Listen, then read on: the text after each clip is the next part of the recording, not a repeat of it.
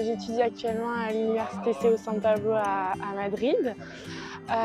J'ai fait un bac S, donc je me suis rapprochée de France-Espagne Éducation qui m'a conseillé. Mais je suis partie d'abord en première année à Barcelone parce que j'avais de la famille là-bas. Et ça s'est pas bien passé parce que les cours étaient en catalan, il n'y avait pas une très bonne ambiance, du coup j'ai décidé de changer. J'ai repris contact avec France-Espagne Éducation et donc j'ai commencé des nouveaux processus d'admission pour 2 universités, le CEU et l'UAX de Madrid, et j'ai été prise en premier au CEU, donc j'ai commencé ma rentrée en septembre. D'abord j'ai commencé à bien écouter les cours au lycée d'espagnol. Et ensuite, j'ai commencé à travailler un petit peu toute seule l'espagnol sur internet, à regarder des séries en espagnol.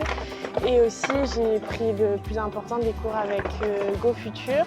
Donc j'étais avec une dame qui m'a appris un peu voilà, tout l'espagnol, tout ce qui est important. Et c'était 1 heure ou 2 heures par semaine avec des exercices et ça m'a permis de beaucoup progresser. Alors déjà, au niveau des cours, le contenu est mieux, je trouve, parce que les diaporamas sont beaucoup plus intéressants aussi. Par exemple, je peux comparer 2 matières fondements de la kiné que j'ai eu à Barcelone et ici. Et ici, c'est beaucoup plus intéressant. J'apprends vraiment depuis avant Jésus-Christ jusqu'à aujourd'hui. C'est vraiment très intéressant, contrairement à Barcelone où j'ai même pas vu ça.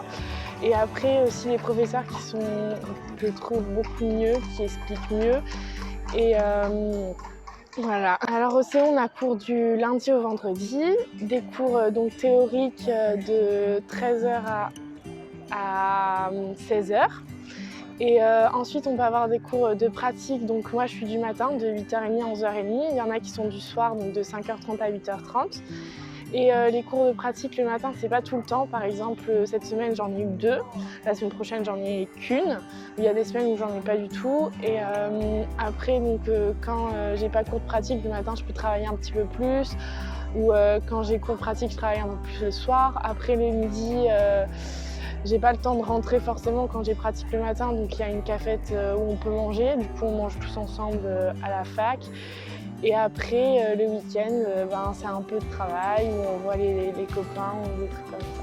Voilà. Ouais, c'est très important parce que par exemple, Betty de GoFuture, elle va nous apprendre la grammaire déjà, ce qui est important pour les examens et aussi pour parler tous les jours parce que quand il y a une base de grammaire, ça va être beaucoup plus facile après pour pouvoir discuter avec d'autres Espagnols. Et c'est très important pour pouvoir aussi comprendre les cours parce que je pense qu'avec un niveau lycée, sauf si on est très bon, c'est un peu compliqué. Il vaut mieux quand même s'entraîner avant et prendre des cours. Alors ça se passe très bien. Déjà, j'ai pu faire 2 villes, donc j'aime beaucoup l'Espagne. Madrid, j'ai pu visiter plusieurs musées, faire différents restaurants, etc. J'aime beaucoup et je regrette pas du tout parce que ça me permet de découvrir une nouvelle culture. Et de pouvoir parler avec des Espagnols, pouvoir parler du coup avec des nouvelles personnes, aussi relever le défi de la langue, d'apprendre une nouvelle langue, c'est quand même assez satisfaisant.